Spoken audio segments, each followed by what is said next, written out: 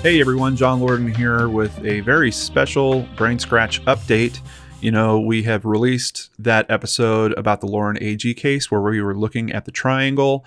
I was working with Gray Hughes and Mike Morford recording an episode of Three Men, and after we were done, Gray and I kind of got back on the topic of the triangle. We were talking to Mike about it a little bit, and a viewer actually had sent in their analysis, Lana Moses, questioning the angle of the triangle and using some pretty interesting examples. She was using vegetables to try to show me what she was talking about, which I appreciate that she was trying to visually illustrate what was going on with her theory. But that kind of took us down this whole rabbit hole again.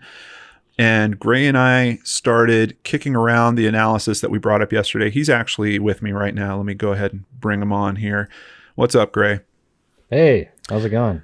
So pretty amazing, really. Yeah. So in the episode I released, we said the mysterious triangle solved ? Today, I think we can take the question mark off, and it might not be what you guys expect. And you know, when we were talking about this with Sheila, she was being very clear that people flip-flop on this. They go back and forth, back and forth. I think with the work that Gray and I did today, I think we can end it. What do you think, Gray? I think so too. I think it's very likely what you're about to see is. I don't want to give it away before we actually get to it, but I think we can pretty much say that we figured out where that mark came from. I feel like 95% confident in this. Are you pretty close to that? Yeah, I feel pretty much the same. Yeah. All right. Well, let's go ahead and have Gray share his screen with us, and we're going to tell you about the realizations we went through and where we are with this new analysis. Yeah. So I was talking, me and John were talking about after the show, and he came to a realization that there's some items on the boat behind Lauren that don't actually jive up with her being in this position that it appeared in the show that we did with Sheila. So let's take a look at the image that he was looking at. And right there, you see this little silver, I don't know what you'd call this, but you see this item there? That actually is the front of the boat, which would mean this is the left side of the front of the boat.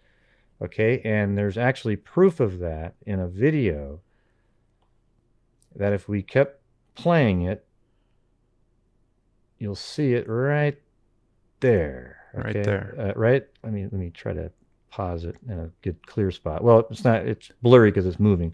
But right there is that metal object, and then this is the white object that you see right here. And you can also see the hatch. There's a little bit of the corner of the hatch on the left side of her thigh. You can see a little angle that's sticking out on the left side of her thigh. That hatch also shows up in the video. Bring the video back up for a second, Gray. Okay. That hatch is right there. And we know that hatch because that's another image that Sheila sent us as a potential contender for what could be creating the mark. That's right. So what we did was we took the image. Now we really know for sure that she's actually laying across this side of the boat with her head in this direction.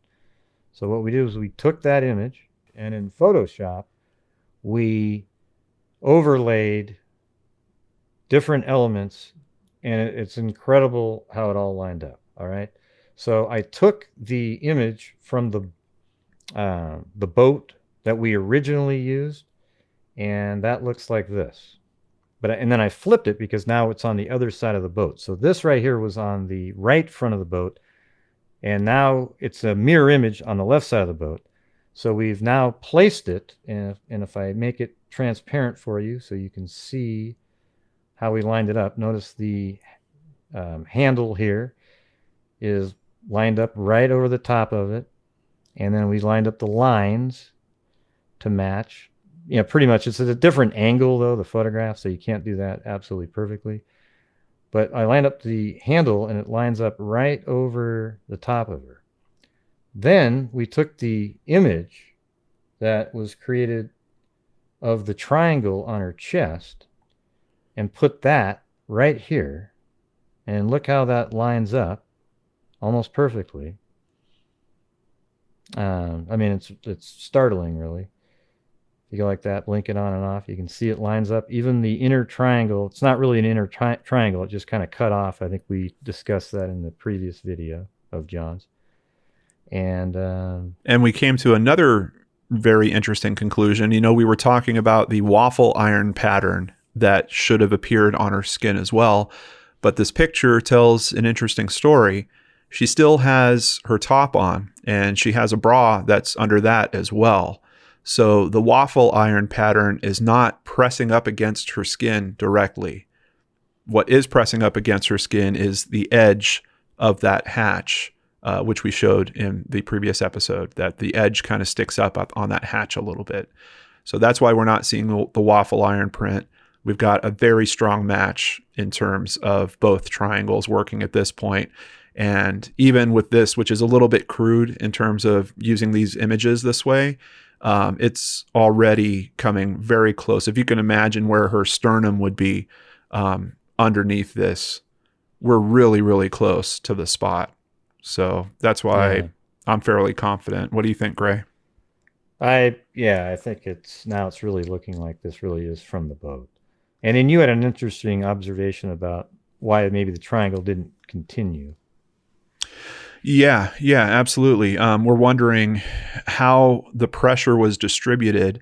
And Gray, if you could bring up the previous photo that you have the blacked out section on, we can see that her body was up on the nose of the boat, and rigor mortis had already begun to set in a little bit. So her hips are kind of cocked forward a little bit, and that's putting a lot of pressure on her knees. And we looked at her knee in the other video, and you can see that there's obviously a lot of pressure there because the waffle iron pattern is happening on her knees.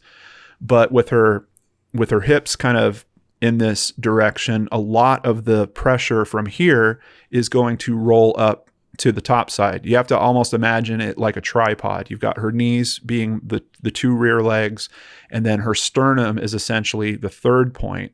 And the reason why the print isn't continuing beyond that is because her sternum is below her breasts, and her breasts are absorbing the pressure from there forward. So it's actually alleviating the pressure of the marking and stopping it from continuing further up.